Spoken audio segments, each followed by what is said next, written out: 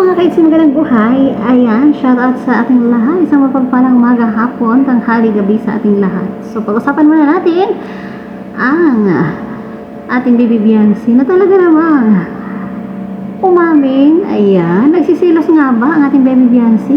Ayan, malalaman at panoorin po natin ang clip na ito at syempre malaman din natin kung gaano na ba katatag ang relasyon nila ni Kalingap Ido. Panoorin natin. Na katatag ang relasyon nyo. Wala na pong makakaano.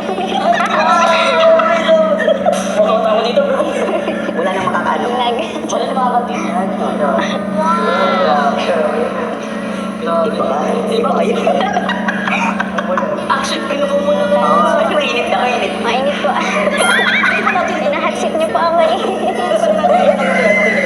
Kasi parang para sa akin sa gabi na eh. Tinanong ko na din yung Kalingap Edo, gano'n din yung sa gabi.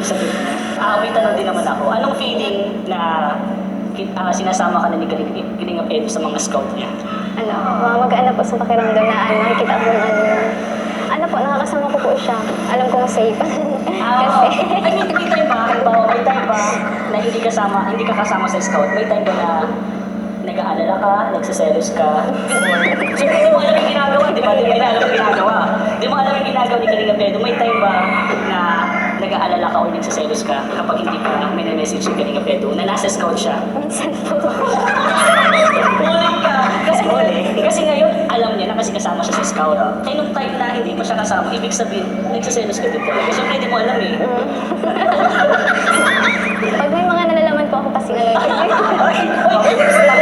Pag may nalalaman ako, magbigay ka lang kahit isa ano yun. Ito nalaman. Isa lang. Bro, i-blame mo na lang pag hindi medyo ano.